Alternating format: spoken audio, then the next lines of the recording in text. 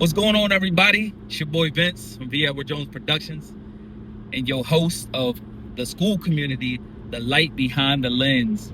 So I'm with y'all another day. I want to just discuss something real quick about content creation and where it's going and why we are needing guidance on how to create content the correct way at this time in this season, since everything has evolved into motion.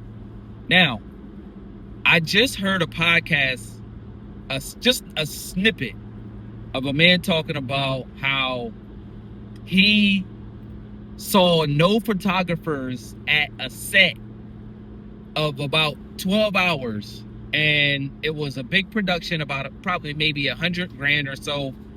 And there was no photography.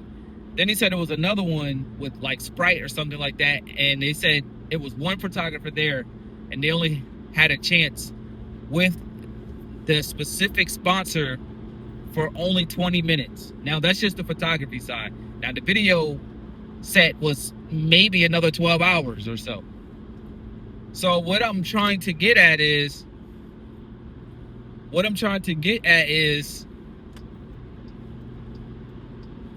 sorry about that. Somebody was switching lanes as I was switching lanes as well. But I'm just trying to point out something important here. And that is, photos are kind of phasing out because, for one, you can create a photo on AI like it's nothing. So really, photos aren't really adding value as much. Now, you can still do AI video and things like that, but think of it as, okay, well, I need to show behind the scenes content now that AI is so sufficient with giving you 8 seconds of your best self. And I mean, with no flaws. There's, accuracies in the voice and things like that. But AI cannot do what we can do as real human beings. It cannot give you that behind the scenes content of you actually creating it. So now I think this time in this season, if you're a creator, you need to show the behind the scenes, show the raw and real uncut things. So people can determine, okay, this is not AI. This is actually someone taking the time out to create it.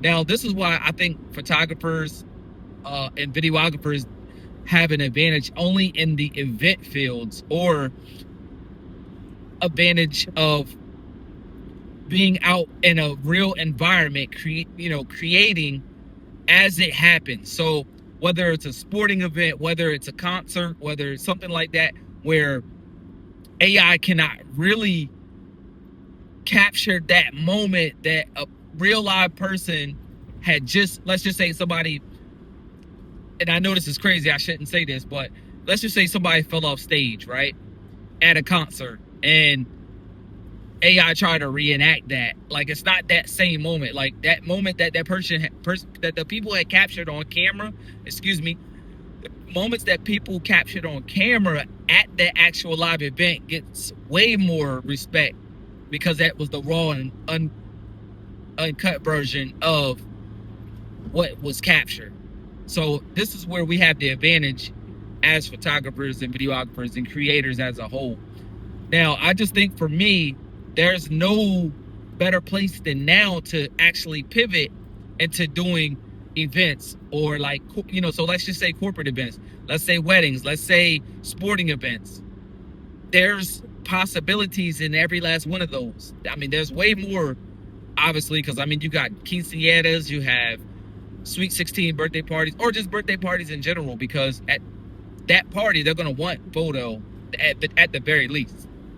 But if you add video as well, add that value, for one, you could up your prices, as well as being able to take advantage of giving them more value when it comes to, let's just say, all right, I can offer you reels and clips to put out before your actual event. I can offer you even after your event. You can have reels and short form content, so that way you can promote. Now, I'm just going to give you a little bit of what I do now, so that way you can understand. I'm getting ready to have content creation days, so that way I can we're going to make hours of content and break it down into different pieces, because for one, we're going to be teaching classes and courses and being able to build a community with what we're doing, because not a lot of people can pivot and do these type of things. You have to be taught how to do it if you don't want to take that long time having to learn on your own. If you go on to YouTube, or if you're going to any other learning platform, I think this is the perfect time to pivot into learning how to do content creation, so that way you can offer these pieces of content to whoever you are dealing with, whether it's at an event, whether it's someone that you just did headshots for, whether it's a corporation, whatever you may do. You have to be able to pivot and make the best of it. And you can also use AI to make those opportunities a lot better for you, because it's going to shorten your time on editing. It's going to shorten your time on having to make contracts. It's going to shorten your time on even the emails, the communication that you have to have with the client. So this is something that's very important to me at this very season. So I want to show y'all on the school community how to really do these things, because if you don't learn, then you're going to be lost. It's 2025.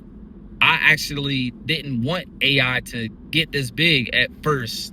I was like, man, like it's going to take over what I do. But that's not true, because a lot of people still aren't going to learn it. A lot of people aren't going to pivot into it.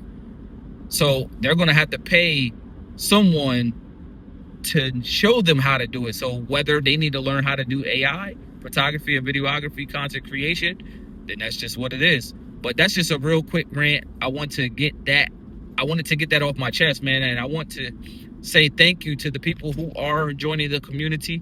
And I appreciate everyone who has supported and who will support. So let's just keep this thing going. I'm Vincent of B. Edward Jones Productions, as well as the host of your Light Behind the Lens community. All right, salute to everyone.